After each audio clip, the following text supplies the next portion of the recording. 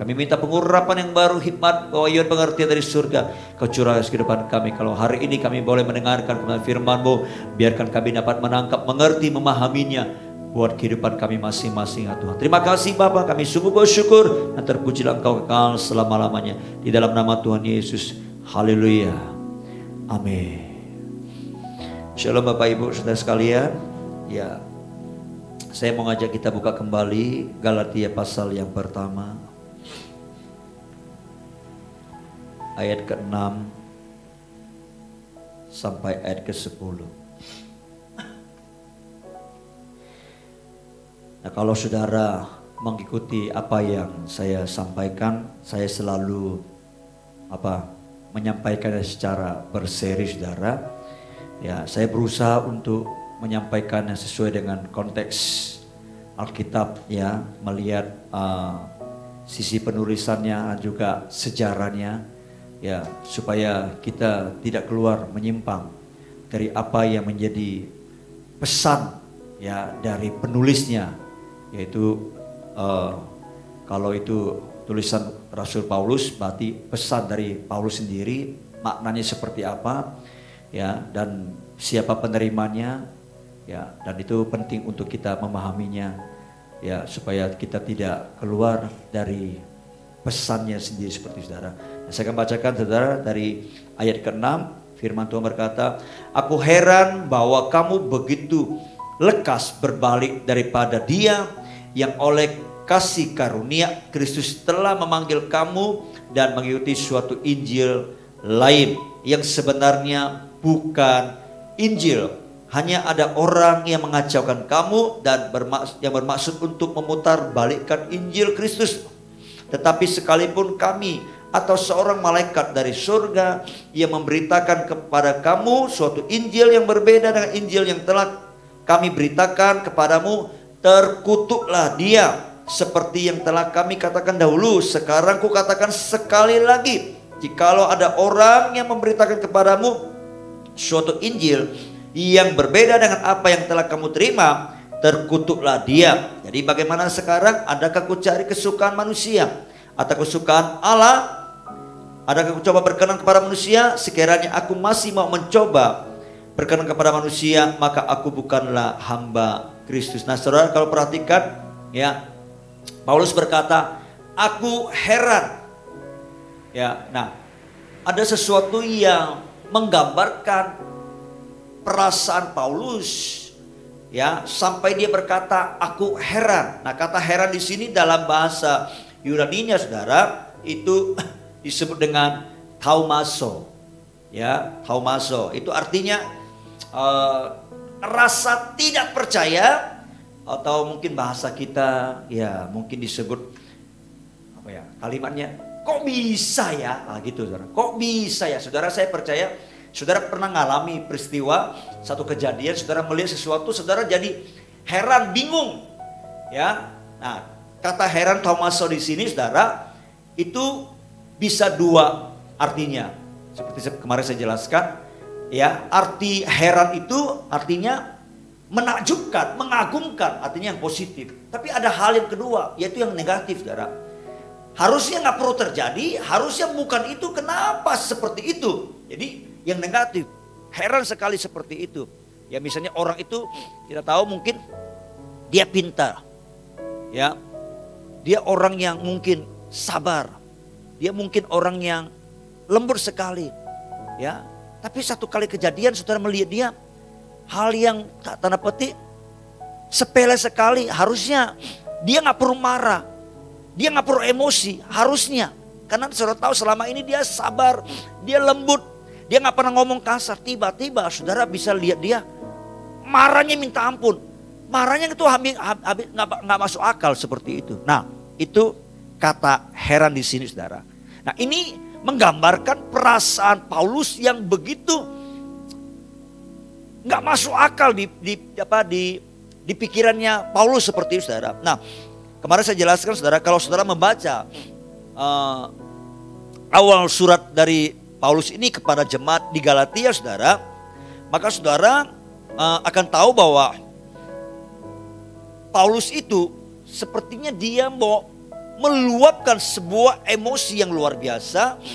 Karena dia katakan begini, terkutuklah dia sampai 2 kali. Dia berkata, dulu pernah aku katakan, sekali lagi sekarang ini ku katakan terkutuklah. Buat apa Paulus sampai bicara atau menuliskan 2 kali kata atau kalimat terkutuklah dia seperti itu, saudara? Ya, karena saudara, ini sebuah penekanan yang menggambarkan luapan perasaan Paulus, ya, sehingga dia berkata siapapun yang memberitakan Injil lain selain daripada Injil Kristus, terkutuklah dia, saudara. Jadi ini perasaan yang tidak biasa. Kalau sampai seorang rasul yang dikatakan dia mengajar dengan sabar, dia mengajar dengan penuh kelemah lembutan, seperti itu. Sampai dia bisa meluapkan, mengatakan seperti itu, saudara. Maka ini bukan main-main, saudara. Ini bukan main-main. Sebab kalau saudara baca, khusus di surat Galatia ini, saudara, maka saudara tidak akan pernah menemukan kebiasaan-kebiasaan yang Paulus lakukan dalam suratnya, dalam dia tulis surat. Ya, kalau saudara baca di surat-surat yang lain, entah surat di untuk jemaat Roma, surat untuk Korintus, surat Efesus, Filipi, Kolose, saudara, Filemon, ya Titus, saudara, bahkan Timotius, saudara, selalu dia urutkan begini sistematis penulisannya. Dari dia, Paulus dia berkata yang menulis, ya, kemudian yang menerima, ya, kalau itu jemaat Efesus dia akan sebut jemaat Efesus, bahkan dia akan sebut nama-nama tertentu. Lalu kemudian dia akan berikan salam, sampaikan salam seperti itu. Ya, ada misalnya ciuman kudus atau apa, salaman seperti itu, saudara. Ya, lalu kemudian dia akan awali kalimat berikutnya dengan saya mengucap syukur atau kami mengucap syukur, ya, mengingat kamu, ya, pokoknya ada ucapan syukurnya. Tapi kalau saudara perhatikan di surat Galatia ini, saudara tidak akan pernah menemukan surat ini berisikan tentang ucapan syukur, saudara. Ini Paulus mau menggambarkan seolah-olah dia tidak ada waktu lagi untuk membahas itu, untuk menyampaikan itu kepada jemaat di Galatia, saudara. Ya, dan ini menunjukkan tanda petik, saudara, bahwa jemaat Galatia itu sedang dalam bahaya besar. Sehingga Paulus ketika tulis surat ini menyampaikannya langsung to the point, langsung kepada permasalahan, saudara. Ya, dan itu genting sekali seperti itu, saudara. Nah, kalau saudara perhatikan di ayat ke-6, Paulus menyatakan keheranannya. Dia sampai bukan terpesona tapi nggak masuk akal, ya. Sekali lagi ini berkaitan soal perasaan emosional Paulus yang begitu meluap. Dia begitu mau marah. Kenapa? Karena di satu sisi kalau saudara baca di ayat ke-6 ini di terjemahan lain, saudara, itu menggambarkan bahwa orang-orang Galatia, jemaat di Galatia, orang-orang Kristen di Galatia, saudara, itu begitu cepat, ya, mereka berubah mengikuti ajaran para penyesat, ajaran yang lain yang bukan ajaran Kristus. Padahal mereka mungkin sudah lama Paulus ngajarin, Paulus sampaikan kebenaran-kebenaran firman Tuhan, dan mereka selama ini sudah hidup seperti itu. Mungkin setahun, 2 tahun, kita nggak tahu berapa tahun seperti itu. Tapi tiba-tiba ketika ada orang datang membawa ajaran lain, mereka langsung bisa terima. Saya bisa membayangkan, saudara. Kalau misalnya saudara punya anak, bertahun-tahun saudara besarkan dia, ajar dia, didik dia, kemudian mungkin sudah sampai mahasiswa, tiba-tiba dia baru masuk kuliah, ketemu sama teman, ya kan? Lalu sikapnya, hidupnya berubah. Awalnya itu dia ngomongnya tuh lembut, penuh hormat kepada orang tua. Dia tidak merokok. Dia hampir jarang pulang malam. Tapi tiba-tiba baru seminggu dia kuliah ketemu teman. Dia pulang, saudara melihat dia merokok, ngomongnya kasar. Ya, kalau saudara sampaikan sesuatu, dia melawan. Nah itu gambaran seperti itu saudara. Saya bisa menghayati bagaimana perasaan Paulus. Dia begitu emosi dan marah. Dia berkata, kok kamu begitu cepat berubah? Kok kamu begitu cepat meninggalkan apa yang diajarkan selama ini kepadamu dan kamu memilih ajaran yang lain? Ya, saudara, artinya saudara, begitu ada pengajar-pengajar atau guru-guru palsu itu datang dan mengajarkan sesuatu yang bukan Injil Kristus, mereka begitu cepat tanpa pikir panjang langsung menerima apa yang diajarkan. Mereka langsung mempercayainya saudara. Apa yang disampaikan saudara. Saya sekali lagi bisa memahaminya. Kalau saya misalnya sudah puluhan tahun berkhotbah mengajar kepada jemaat. Bagaimana jemaat diajar supaya bisa bertumbuh dalam Tuhan. Karakternya diubahkan. Ya, hidupnya diubahkan. Tapi kalau kita melihat ada jemaat yang sudah bertahun-tahun aktif di gereja, ibadah di gereja, nggak pernah bolong mungkin, tapi hidupnya nggak berubah-berubah, itu ada sebuah luapan emosi, ya bukan nggak suka orang itu bukan, tapi sebagai orang tua rohani, gembala, itu pasti sedih sekali saudara. Itu sebabnya saya pernah katakan di atas mimbar para jemaat, saya tahu mungkin beberapa pasti tersinggung. Saya berkata, kalau Anda ke gereja ini bertahun-tahun mendengarkan didikan, khotbah, pengajaran dari saya, ya sesuai dengan kebenaran firman Tuhan, dan hidupmu nggak berubah, saya sampaikan lebih baik Anda tidak ke gereja. Mungkin beberapa orang mendengarnya tidak masuk akal, tersinggung. Saya bukan mengusir saudara. Maksudnya begini, wong kamu ke gereja kok, kamu mendengarkan khotbah, pengajaran, didikan, nasihat, mestinya bisa berubah. Wong orang di luar aja yang tidak dinasehati dengan firman Tuhan bisa berubah. Kenapa kamu tidak? Itu seperti itu saudara gambarannya. Nah, Paulus dia begitu heran. Dia herannya tuh bukan munculnya kesesatan loh. Bukan muncul penyesat-penyesat loh. Dia nggak heran soal guru-guru palsu itu, nggak heran karena dia sudah tahu bahwa penyesat-penyesat akan muncul. Dan itu sudah Yesus katakan saudara, bahwa akhir zaman penyesat-penyesat akan muncul. Banyak orang disesatkan. Dia nggak heran kalau penyesatan itu terjadi. Tapi yang dia heran kenapa jemaatnya, orang-orang Kristen yang sudah diajar selama ini tiba-tiba bisa begitu cepat berubah, meninggalkan Injil yang benar, pengajaran yang benar selama ini, menerima pengajaran yang lain. Itu yang membuat dia heran saudara. Ya, sekali lagi dia tidak heran ya bahwa ada guru-guru palsu. Sebab kalau saudara baca apa yang Paulus sampaikan ada di Kisah Rasul pasal 20 saudara. Paulus itu sudah berbicara kepada para penatua di kota Efesus.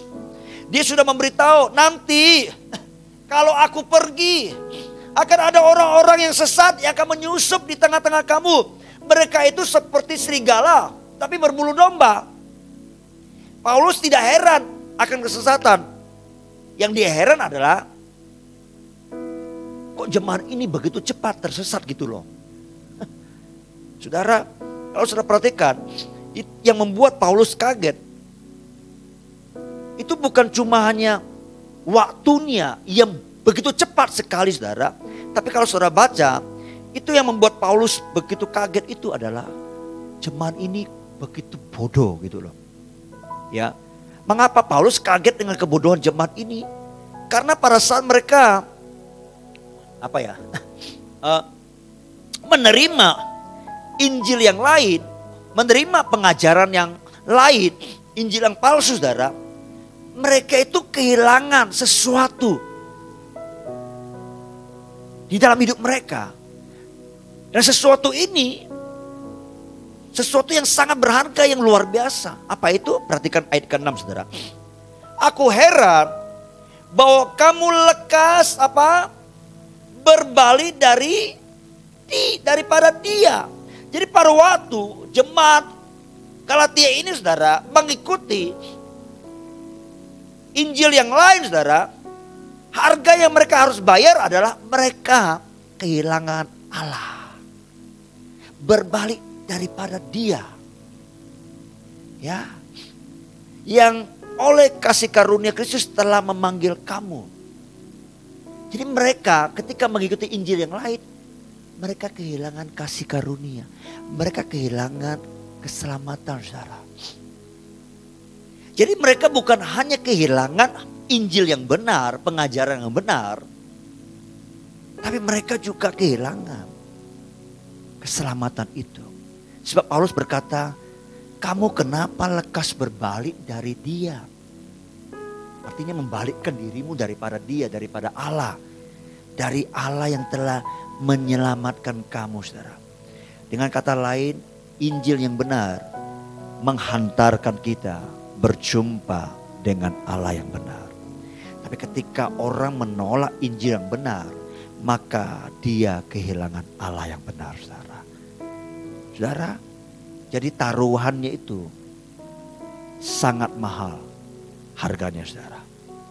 Sama seperti kemarin saya jelaskan buat saudara. Kalau saudara mendapatkan barang yang palsu, saudara bukan hanya kehilangan yang asli.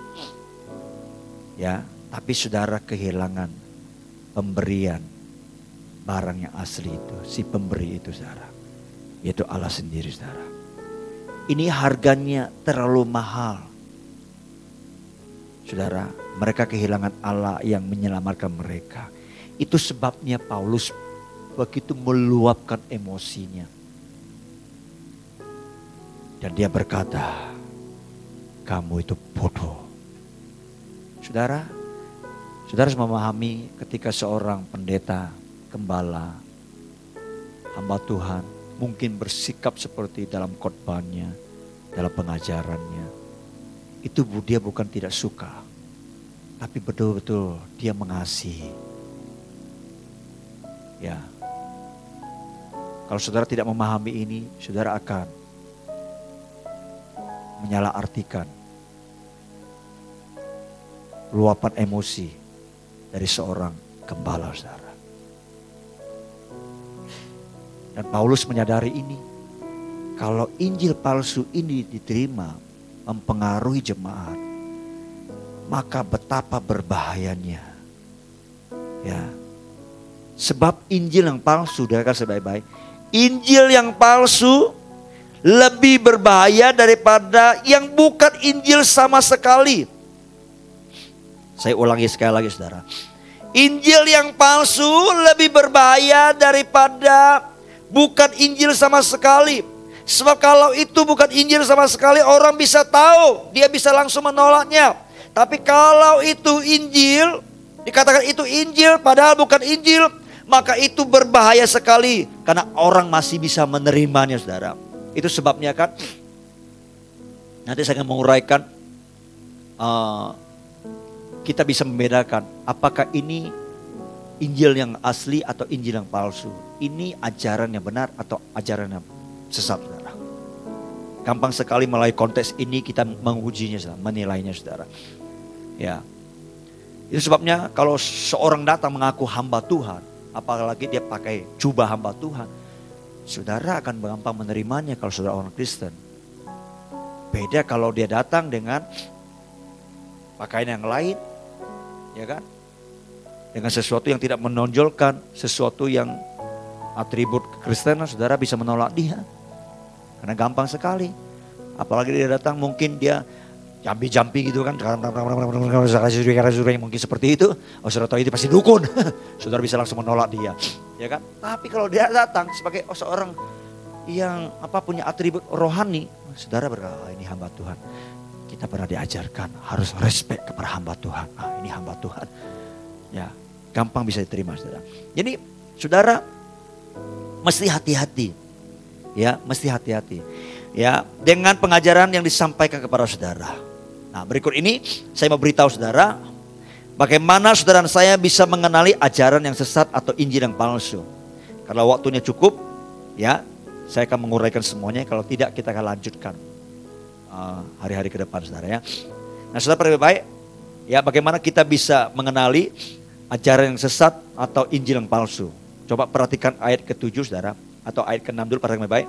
Aku heran bahwa kamu begitu lekas berbalik daripada Dia yang oleh kasih karunia Kristus telah memanggil kamu dan mengikuti suatu Injil lain yang sebenarnya bukan Injil.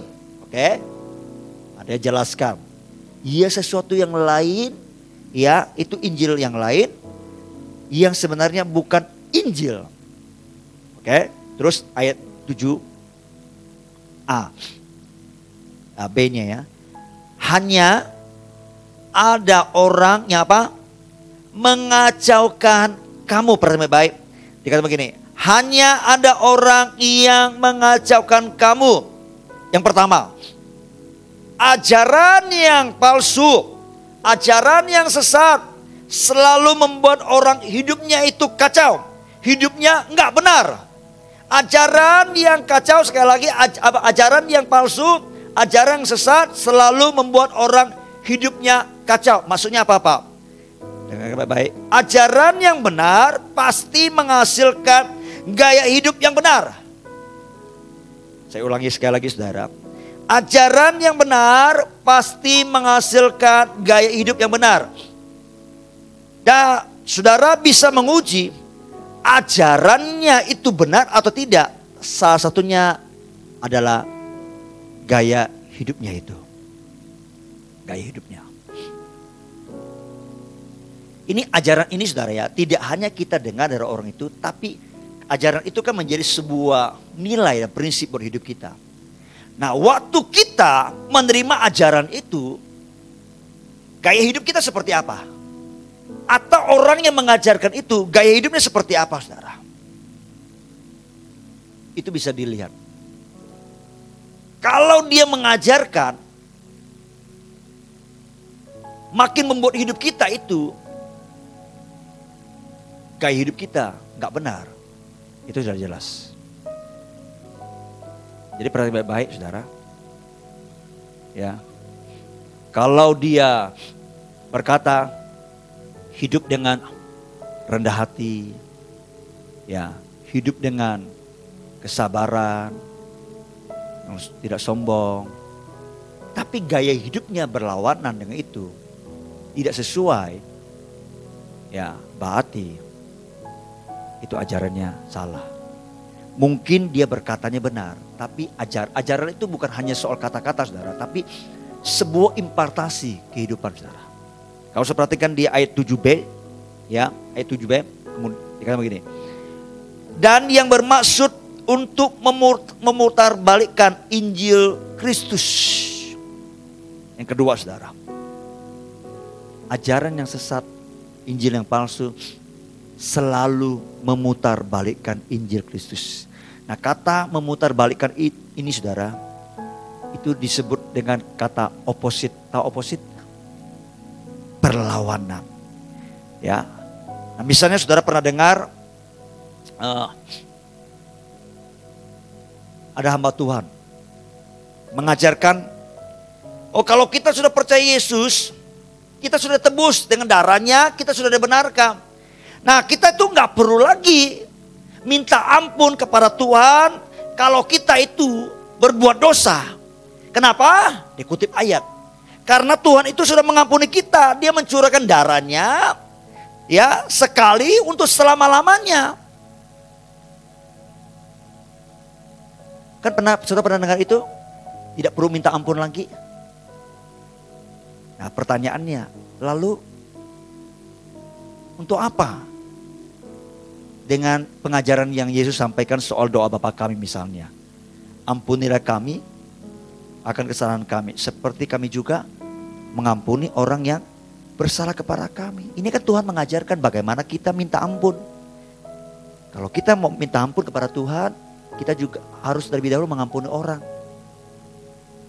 Tapi kalau diajarkan, kalau kita berbuat dosa, tidak perlu minta ampun lagi kepada Tuhan, itu jelas bertentangan, berlawanan. Itu pasti ajaran sesat. Karena ajaran sesat selalu berlawanan, bertentangan, memutarbalikkan Injil Kristus, saudara. Ya, gampang sekali kan? Ya, sama seperti ketika Adam dan Hawa.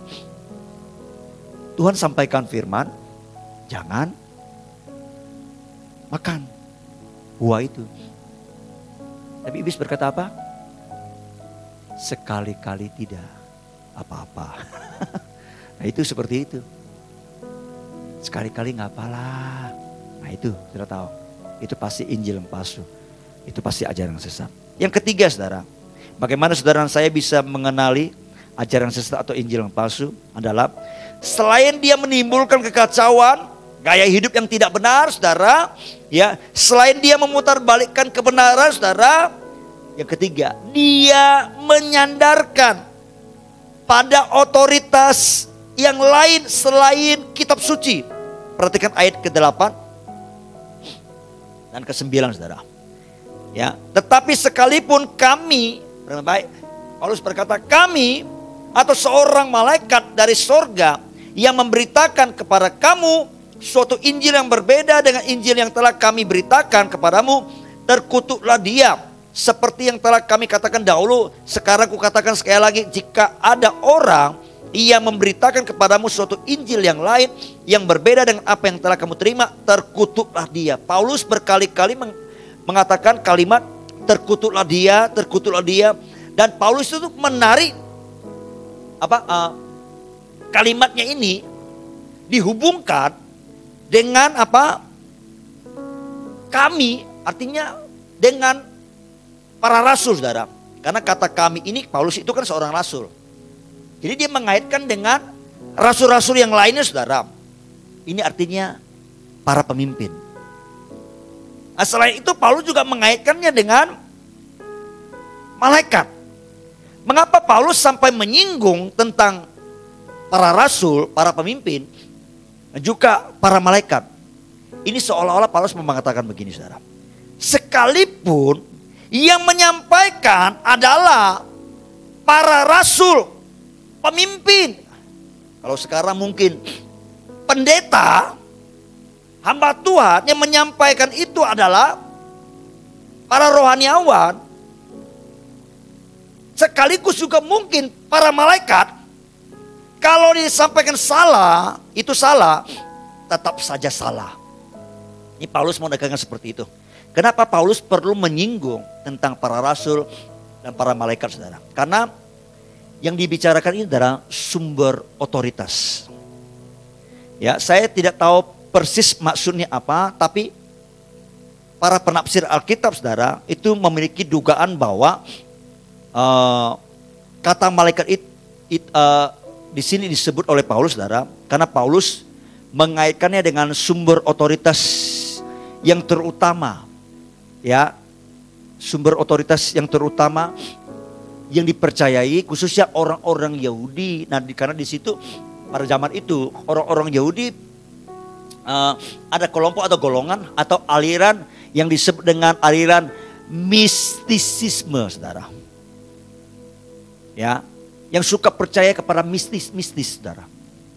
Ya, mereka disebut mistisisme Yahudi kuno, saudara. Jadi pada zaman itu ada aliran mistisisme seperti itu, saudara, yang sangat tergantung dengan para malaikat. Di mana mereka itu suka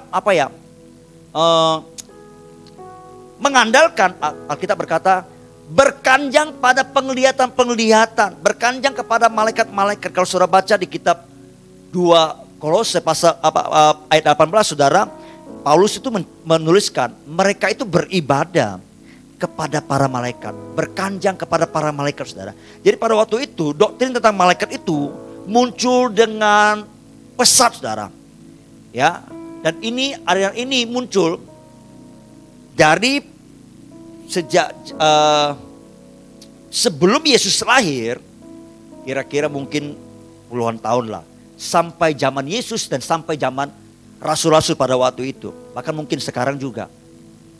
Aliran ini muncul. Ya. Dia libatkan malaikat, dia perintahkan malaikat. Tapi kalau saudara telusuri kebenaran Injil, sebenarnya yang perintah malaikat itu bukan manusia. Yang perintah malaikat itu harusnya Allah, bukan kita, saudara. Oke, nanti kapan-kapan saya jelaskan itu buat saudara kalau ada kesempatan. Ya, nah, kenapa mereka berkanjang kepada penglihatan-penglihatan kepada malaikat, saudara? Sebab aliran ini percaya, saudara, bahwa ketika Musa itu menerima 10 hukum Allah, kita tahu bahwa orang Yahudi ya sangat mengagungkan Musa sebagai seorang tokoh yang begitu luar biasa buat orang-orang Yahudi, buat orang-orang Israel, saudara. Ya, dan mereka mengatakan percaya bahwa 10 hukum Allah yang Allah berikan di Gunung Sinai diberikan kepada Musa itu melalui malaikat, saudara. Ya, nah kalau melalui malaikat, saudara, berarti seolah-olah guru-guru palsu itu mau berkata begini, kalau begitu kamu harus ikuti ajaran kami, kamu harus mentaati hukum Taurat. Itu sebabnya kan Paulus menekankan tentang sunat kalau saudara baca di surat Galatia ini, saudara. Tradisi-tradisi yang dijalankan ya oleh orang-orang Yahudi, saudara. Ya. Jadi tidak cuma dia berkata, tidak cuma kamu percaya Yesus kamu bisa selamat, tapi kamu harus percaya juga menerima hukum Taurat. Ya, karena yang memberikan hukum Taurat itu adalah para malaikat. Dan mereka berkata, kita harus tahu bahwa peran malaikat sangat penting. Ya, nah dengan kata lain mereka mau coba mengkultuskan pada otoritas lain di luar kebenaran Injil, di luar kebenaran firman Tuhan, saudara. Ya, nah ajaran sesat itu selalu dengan baik berpusat kepada pengkultusan individu. Tadi dikaitkan soal para rasul, kami, Paulus berkata, itu pemimpin. Pokoknya kalau pemimpin ngomong A, berarti A. Dan itu pasti benar. Tapi tidak pernah mengujinya dengan kebenaran firman Tuhan, saudara. Pokoknya pendeta ngomong ini, langsung amin. Tidak pernah di cross check dengan kebenaran firman Tuhan. Kenapa tidak pernah di cross check, saudara, dengan kebenaran firman Tuhan? Wong gimana mau cross check? Baca Alkitab ya gak pernah. Ya kan? Iya. Itu sebabnya, saudara, saya sering sampaikan kepada jemaat, baca Alkitab, saudara. Ya, baca Alkitab, saudara. Bahkan saya pernah mengajarkan secara khusus, jangan mendasari hidup kita dengan personifikasi seseorang. Apalagi itu hamba Tuhan. Dasari hidup kita dengan kebenaran firman Tuhan. Jadi di gereja ini, saudara, tokoh sentralnya ya itu bukan manusia, bukan hamba Tuhan.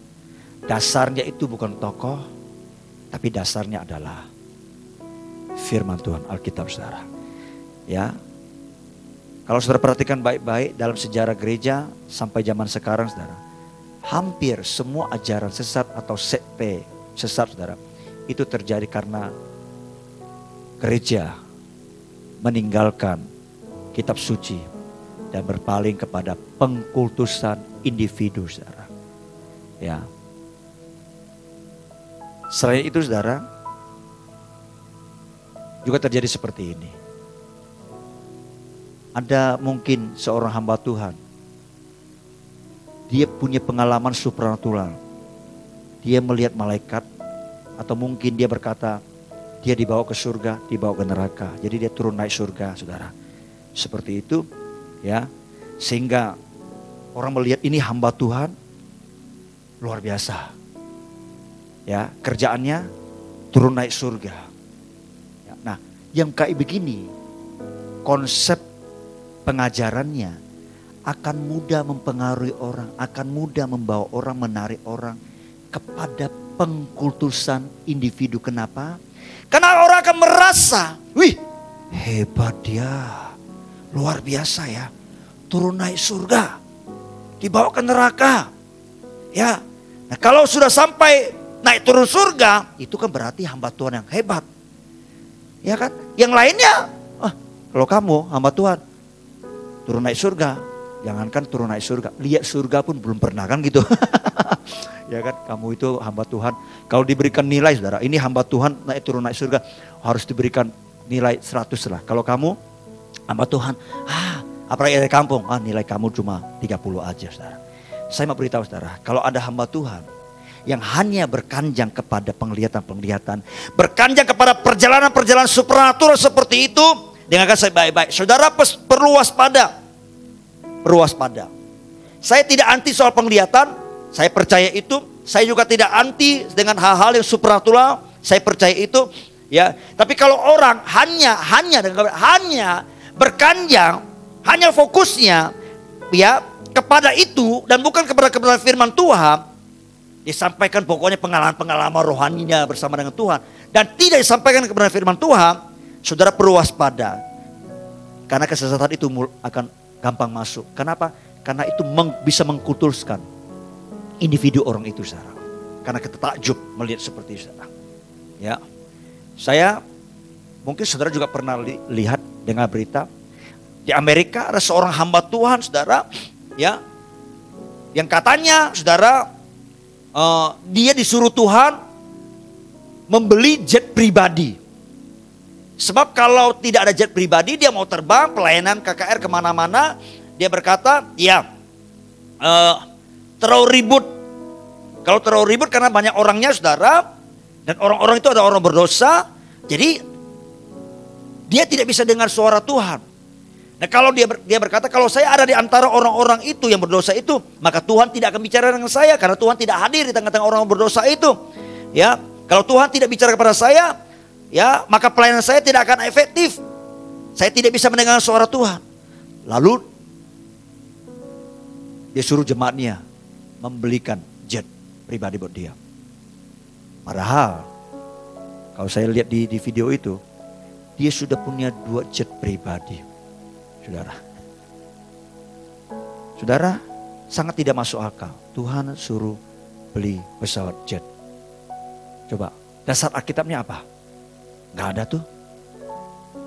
Kenapa bisa percaya? Karena kemungkinan besar hamba Tuhan ini mungkin sudah banyak mengalami perkara-perkara supranatural diceritakan, disampaikan. Jemaat percaya, mungkin itu benar adanya awalnya, tapi tidak pernah diuji dengan kebenaran firman Tuhan. Jadi sebenarnya tadi saya katakan, ajarannya itu akan dilihat gaya hidupnya seperti apa. Itu loh. Ya, nah, saudara, hati-hati dengan izin palsu. Kita perlu waspada. Besok saya akan lanjutkan lagi, saudara. Saya berharap saudara, semua jemaat, semua orang Kristen bisa terhindar dari Injil yang palsu ini, dari pengajaran yang sesat. Sebab kalau jemaat sampai masuk ke dalamnya, terlibat di dalamnya, dia kehilangan Injil yang asli. Tadi saya katakan, kalau dia kehilangan Injil yang asli, dia kehilangan keselamatannya. Dia bisa kehilangan Allah dalam hidupnya, saudara. Haleluya. Amin. Ayo kita